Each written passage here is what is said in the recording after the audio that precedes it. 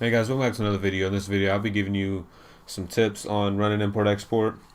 These will help you save time. These will help you with getting the missions done quicker, getting them done more efficiently, getting them done without losing money, things like that. Uh, these are all pretty important. Some of them are a little, not too important. Some of them are pretty important and will help you a lot. And being that import-export is solo, you may not, see too many people doing it with, and then be told, say your friends are doing it, you're not going to be doing it with them most likely because it's more solo focused. So you might not be, told some of the things that you're doing that are kind of hurting you or, you're doing them the wrong way overall. So these are just some tips. Some of you may know, some of you may not. This first one is you don't need to take a daycare on customizing your car. All right, you're wasting your time trying to make it look all pretty and stuff. Because guess what? You're not gonna have it in about 10 minutes for sure. Your car will be gone. So the car you just spent 30 years customizing is now done. All right. So don't be that guy that people wait on. Like if you're doing this with your friends, don't be that fucking guy that people wait on and have to wait for fucking 3 minutes to customize the car to make it look pretty and shit. No, put chrome on that bitch, change the license plate, do some dumb shit, make it look real ugly. Alright, I don't care what it looks like, I'm selling it to the dude. He can change it later on. Don't have to sit there and customize it. This will piss everybody off. And if you're doing it solo, you're just wasting your time. There's no need in doing this. Just blow through it like this. I mean, I get this done in like what, 8 or 9 seconds. Don't don't waste your time on it, please. Now on this mission, some people will tell you to like go on a highway and drive and shit. No, if you know where your warehouse is at, drive towards your warehouse. See, I hit a highway, yeah, because highways are easy to maintain the speed, and then just kind of like keep the speed as low as you can without going below the 56 miles an hour, so that then you can get to your warehouse in a reasonable time, and you're still heading towards your warehouse while you're doing it. So you're really killing two birds with one stone instead of just finding a straight road nearby or something and then going back and forth on it. You're wasting your time. Just drive towards your warehouse, and your warehouse probably has a straight road near it. If it doesn't, oh well, you can still keep it going. Uh, Keep it at that straight. Keep it going at 56. It's not that hard. Just don't go up and down a straight road for the next 2 minutes. Head towards your warehouse and just keep the speed right around what you need. There's no need of just sitting there wasting time. Multitask, kill two birds with one stone. Get closer to the warehouse, and wait for the bomb to disarm.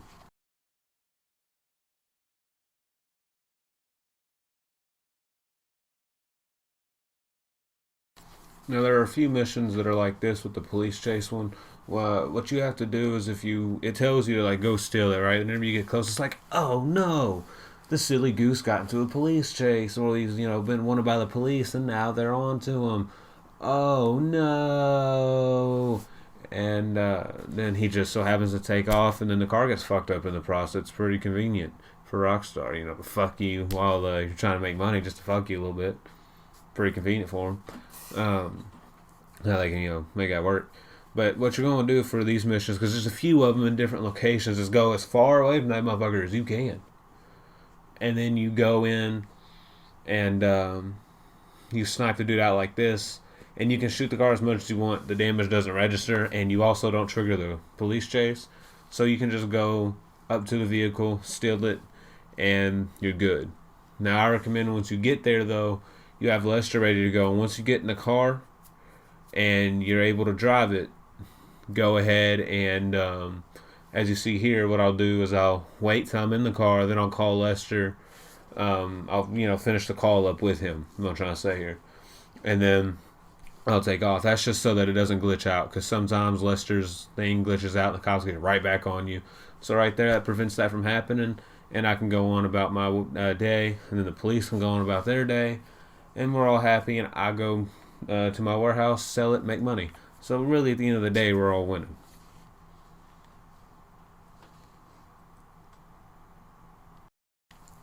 Use your Mark II for the race mission.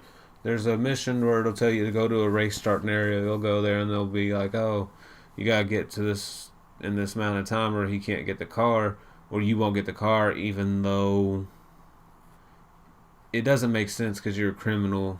Why are you going to be honorable with this dude and say, if I don't make the time, I won't take the car?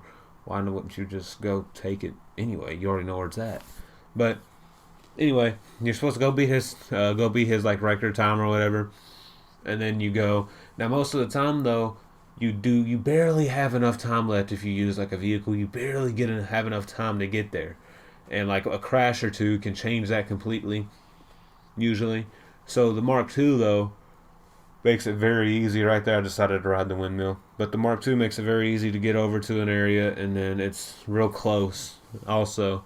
So, well, it's not close. It's real fast. It's real easy. And then once you get over there, you just kill the dude and then take the car. It makes this mission way easier. And see, that 303 time, I'd probably be getting there. Most people probably get there around 2:45 to 3:03.07 is when people would be getting there. So, especially this one. This one, the roads would be crappy and all that to drive on. So it makes it real nice to just be able to, use your Mark II. And I didn't think it would let you do it, but it does. So I would take full advantage of it to make this one go a little quicker, and just to, confirm. Basically, it is 100% guaranteed you're gonna be getting this done. If you take a car, you might not get it done. You never know. And always make sure to kill the dude when you get down here, because he always just has a baseball bat. It's pretty pissed off at you for some reason. So make sure you take care of him, as I do. You can shoot him, you can beat him, do anything you want. So that's really it for that one.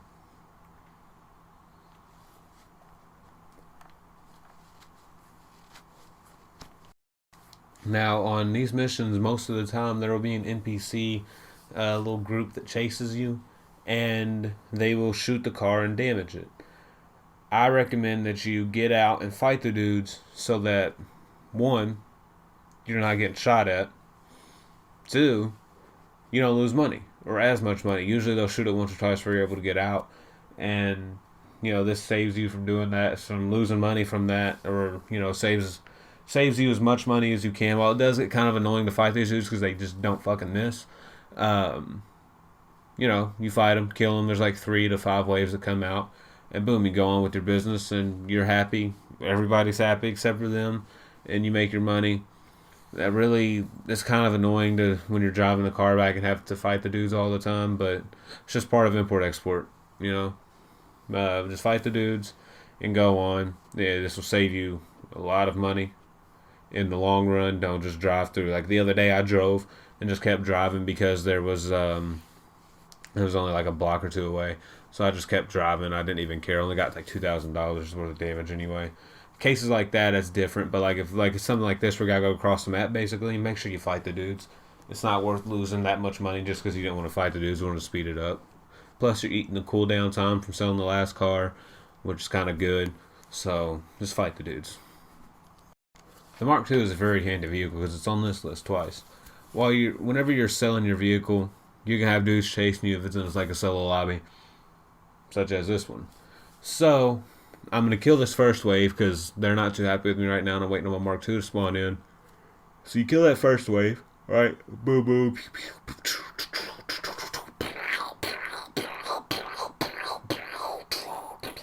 All right, they're dead now. So what you're gonna want to do is get your Mark II ready for you even fucking get out the vehicle. Have to call in your Mark II. You get on it, and then you kind of go around the area, and then when they spawn back in, you blow them up, right? And really, that's it. You just use your Mark II for this. Now, if you're doing this, be careful you don't shoot the car. I've blown up a car before shooting it. I was only sourcing it, though, but I still blew the fucker up because I shot the rocket when it was right next to it. The car was right next to it. I shot the rocket, blew up the car, too. I was pissed, but it was whatever. Just, make sure your rockets are going where you want them to so that you don't blow up the car like that or anything. But other than that, Mark II is a very effective vehicle to use. Have your snacks ready sometimes. And it speeds up the killing of the people by a lot. And I highly recommend it if you're trying to do this stuff really, really quickly.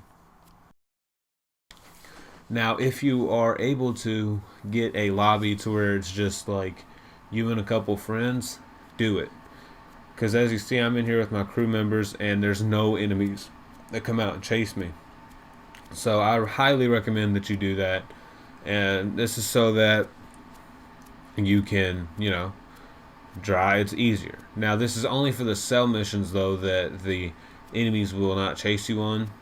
If you are sourcing a vehicle, the enemies will still chase you.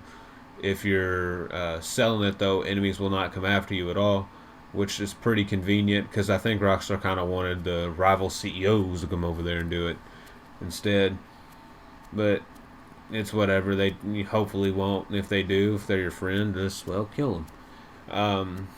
But yeah, if you can get a little small lobby with your friend going, say he don't mind, he's running crates or some shit, and your import-export stuff's not going to get in the way of him, then yeah, do this. Just run some import-export, and the sell missions will be a lot easier because enemies won't chase you. You just have to deal with them on source missions, which can be a very big relief for you. Now this one I kind of just thought of today. I'd done a sightseer and was stuck out in the middle of nowhere and just needed to go back to my warehouse to sell a car. So I went to my interaction menu. I paid $5,000 to call for a luxury helicopter to come pick me up. You can also call your assistant on your phone, and it'll do the same thing. And that will, give you a helicopter. It's just like the Merryweather one, in the sense that it spawns right next to you, and it will take you anywhere. The quick travel stuff's very limited, but you can go anywhere with it that you want. I recommend making sure you have to go to your office or something, and then boom, once you get to your warehouse or wherever you need to go, you can do whatever you need. As soon as I got back, I sold my car and only paid $5,000 for it, and that's how far I went in just one loading screen. I went from that warehouse all the way up to where that oppressor is, which is a pretty good distance to go in a second or two, So I thought it was pretty cool. It just kind of crossed my mind today. Now this next one is the Cargo Bob one, and if you're using the Cargo Bob, there's some things you're gonna want to have to do, make sure you're at 1,000 feet on your altimeter before you start going anywhere, and I'll show you where to find the altimeter in a second. That is your altimeter right there, where the arrow's pointing to. It's gonna read it like a clock. All right, the baby hand is the important one, and the big boy hand is the one that doesn't really matter too much. Once that baby hand hits that one, you're going to want to start kind of going forward towards your warehouse to drop the car off, and that big boy hand is going to be circling around a lot, moving a lot quicker than the baby hand will, just because of how the clock works. Now that works, it's right next to your false horizon to the right of it. It's kind of just off center. As you see, the big boy hand's going up, and once it hits 1,000, I start going. That's where the height where enemies have a hard time shooting at you, at least in low-lying areas. Of course, where it goes off sea level, if you're on a hill, 1,000 feet above sea level on a hill is different than 1,000 feet above sea level, on an area. If people are on sea level looking up at 1,000 feet above sea level is a lot different than people on a hill looking up at 1,000 feet above sea. You know what I'm trying to say? So this is the typical area where enemies have a hard time shooting at you. Since I don't use a Cargo Bob, I got this mission, and the buzzers kind of shot the car up just a little bit.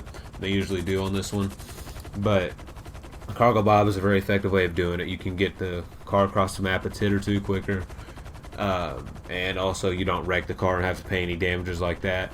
Then you can avoid having to fight the enemies. The Cargo Bob one method is pretty useful if you're just trying to do it for time, but also you're going to beat your cooldown a lot. So really, I don't like doing the Cargo Bob because I don't want to beat my cooldown, but this is probably a more effective way than just driving the car. I just personally prefer driving the car, but I do acknowledge at least that this is the most effective way to do import-export is using the Cargo Bob. But whether it's for this mission or not, that voice crack, this is the most effective way to do import-export.